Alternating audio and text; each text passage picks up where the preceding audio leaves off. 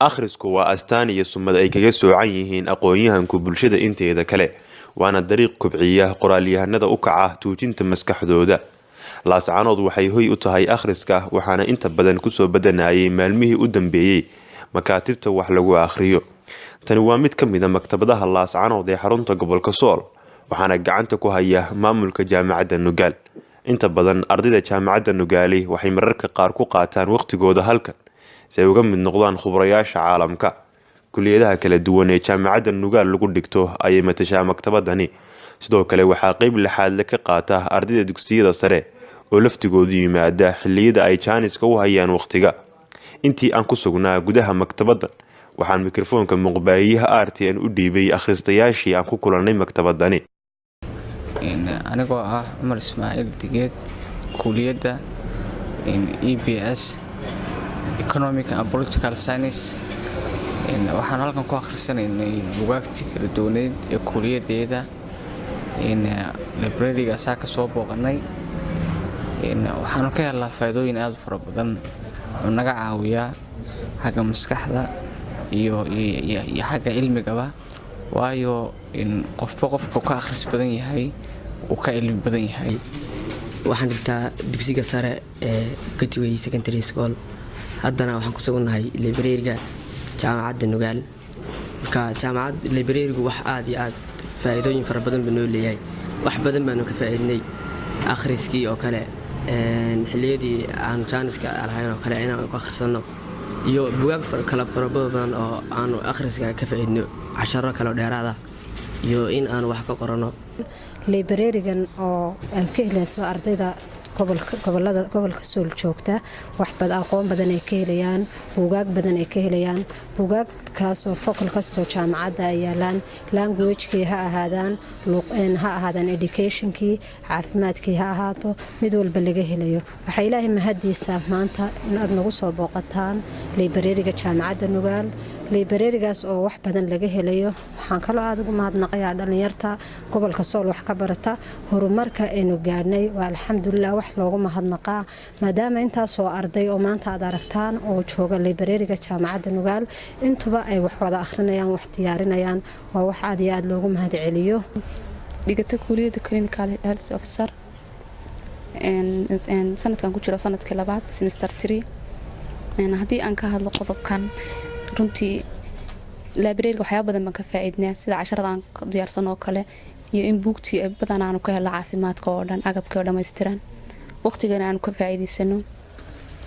waxaan u sheegayaa dhammaan ardayda jaamacadda dhigata inay library-ga yimaadaan oo si toosa ula xidhiidhaan oo buugta ka akhristaan wax casharada si ay u helaan knowledge fara badan ay wax ka faa'iidi karaan.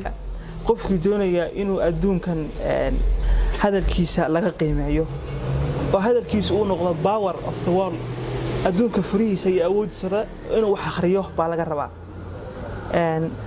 qofka doonaya inuu problem mushkilaadka noloshiisa xalliyo oo ka gudbo waa inuu wax akhriyaa.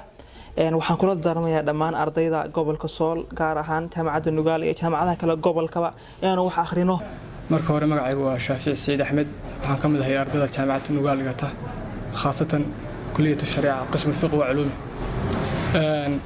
waxaan joognaa maktabadii jaamacadda oo runtii aan wax badan ka faa'iidnay. arday badanna ay soo xaadirtay lagana faa'iiday kitaab badan oo kala nooc oo fanni walba laga helayo. marka hore waxaan ku boorin lahaa ardayda soo xaadirtay inay joogteeyaan ka faa'iidaysiga akhriska, iyadoo ognahay faa'iidada uu akhrisku leeyahay.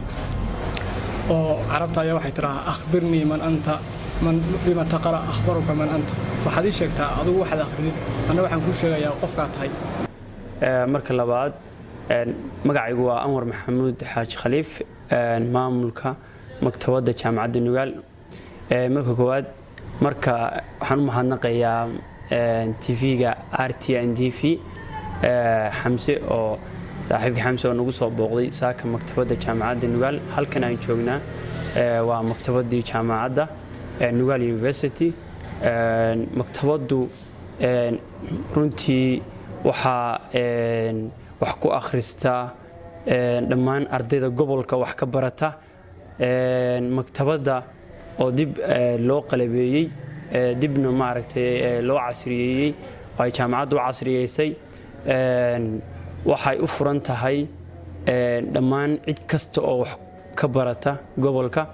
haddii aan warbixin yaroo kooban ka bixiyo maktabadda jaamacadda waxa ay ku taallaa qaybtii hore ee jaamacaddu ahayd. maktabadda waxaa ka faa'iideysta ardayda jaamacadda Nugaal University qaybaheeda kala duwan, ardayda jaamacadaha kale ee gobolka ku yaala, ardayda dugsiyada sare, ardayda macaahidda kala duwan ee gobolka ku yaala, iyo sidoo kale dadka waayeelka ah ee wax akhrista, dhalinyarada ku soo baratay dalka dibadiisa iyo gudihiisaba wax ee magaalada ku sugan, iyo cid kasta oo jecel inay wax akhristo. maktabaddu waxa ay u furan tahay ardayda gobolka inay horumariso in wax akhriska kor loo qaado. aan halka ku joojiyo shaqada wariyeynimada, iminkana aan guda galo akhriska.